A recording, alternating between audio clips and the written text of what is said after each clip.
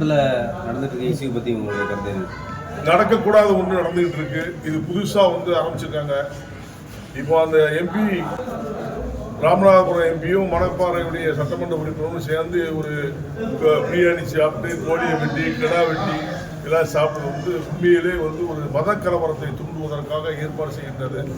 இதற்கு திமுக அரசு எப்படி செவிசாய்க்காமல் அவரை கைது கொள்ளாமல் இருந்தார்கள் என்பதுதான் என்னுடைய வேதனையான விஷயம். அது தவறு தான்.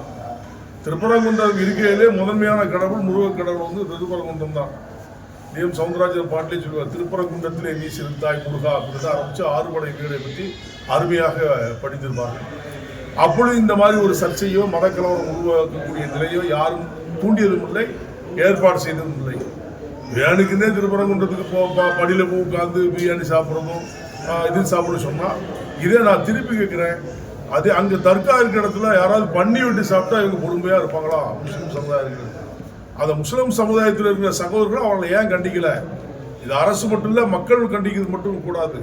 அந்த சமுதாயத்தில் இருக்கிற நல்லிணக்கத்தோடு வாழுகின்ற இஸ்லாம் சகோதரர்கள் ஏன் அவர்களை கண்டிக்கவில்லை? அப்போ மதக்கலவரத்தை தூண்டுவதற்கு குழந்தையாக இருக்கின்றார்களா என்பதை தமிழக மக்கள் முன்னேற்ற கழகம் கேள்வி வைக்கிறோம். யார் செய்தாலும் தெரியும், மதக்கலவரத்தை தூண்டினால் அதற்கு சட்ட நடவடிக்கை எடுப்போம் என்று சொல்லுகின்ற திமுக அரசு அவர்கள் இருவர் மீதும் ஏன் நடவடிக்கை எடுக்கவில்லை? காரணம் என்ன என்பதை அவர்கள் முதலமைச்சர்கள் தான் விளக்க வேண்டும். இதனால் இந்துக்கள் எல்லாம் உண்டாக சேர்வாள் என்பதுடைய எண்ணங்களை பிரதிபலிக்கின்ற பொழுதுதான் அன்னைக்கு திடீர்னு ஒரு கோர்ட்டு அவங்களுக்கெல்லாம் நீங்கள் ஊர்வலம் நடத்தலாம்னு சொல்லுவதும் இவங்க போய் பிடிச்சி சாதுக்களை எல்லாம் பிடிச்சி கைது செய்வதும் மற்றும் கண்டனத்துக்குரிய விஷயம். ஊர்வலம் நடத்தினா அவங்க எதிர்ப்பை தெரிவிக்க மௌன ஊர்வலம் தான் நடத்த போறோம்னு சொல்லி அராஜகமாக போறது இல்லை. ஏற்கனவே அவங்க பண்ணது தவறு. அந்த கிடா வெட்டி சாப்பிடுவதும் அந்த பிரியாணி சாப்பிடுவதும் செய்து தவறு. அதை முதல்ல திமுக அரசு கண்டிச்சிருந்துச்சுன்னா இந்த நிலை ஏற்பட்டிருக்காது. இந்துக்களெல்லாம் உண்டாக சேர்ந்து அன்னைக்கு ஒரு பெரிய போராட்டத்தை கையில் எடுத்துக்க மாட்டார்கள். அதனுடைய விளைவு மீண்டும் பிரச்சனையை உருவாக்குவார்களோ என்ற ஒரு ஐயருல தான் கோர்ட்டு நல்ல முடிவு எடுத்துச்சு.